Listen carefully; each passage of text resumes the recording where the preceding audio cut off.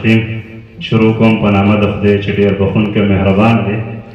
کامران ارماني صاحب خو مې دومره صفات وکړو، دومره قابل نه وم، خو بهرحال دوه خبرې کوم. زه چې کله داسې موقع ګورم نو زه دغه یو سوال کوم چې الله دې پیر سرفراز صاحب په اماراتو کې ترسره لري، که چېرې خدای مکړه دا دې موږ نه لاړو نو کیدای شي دغه ټول شاعران چې کوم دی یتیمان شي. ځکه چې په لار روانو خبرې مو کولې نو یو ملګری ماتې دې ځای کې خو پیرې هم ډېر زیات دي او بل ملګري را باندې اچانک ډز وکړو، یقین وکړه هغه ګاډي بیلنس مانه خطا شو. په دې ځای کې پیرې هم یېرېږي او دغه ګلونه چې کوم ده پیر صاحب راغونډ کړي دي. پیر صاحب ډېره مننه. اماراتو ته د هغوی د یوم الوطنۍ مبارکي او بیا په خصوصي د امارات پښتو ادبي چمن دوبی او ستوري د اسمان جرګې ډېره زیاته مننه چې دغه ټول ګلالي ملګري راغونډ کړي. پس د هغې نه په سټیج باندې چې څومره هم ناس محترم ملګري دي ټول ستړي مه شئ او هر کله راشئ.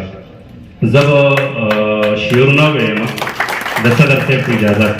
صدر صاحب به چېرته ځو کې زه لیټ راغلم بیا مې اجازه غواړم.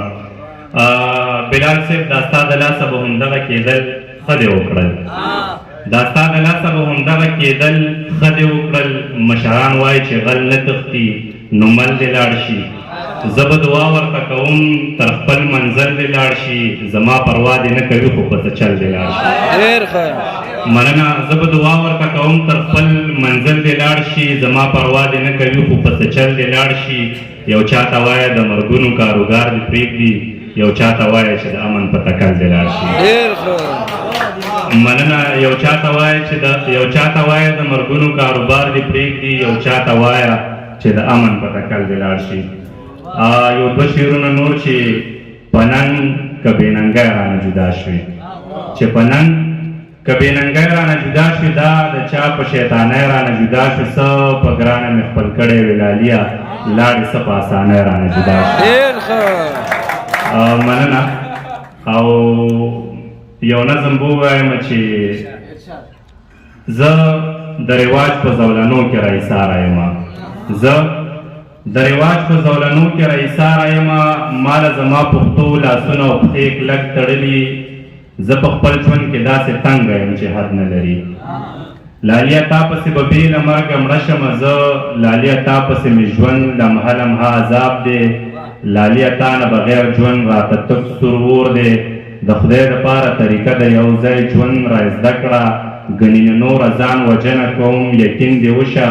بیا به پیغور راته د کور او کلي دواړو کېږي، بیا به په ما پسې لاسونه مروړې هېڅ به نه وي، بیا به یې خوب ته هم زما یادونه نه پرېږدوي. لیونی ستا یوه خبره مې په غور واورېده، هره خبره دې په سر او سترګو دواړو منم. خدای خو دې نه کړي چې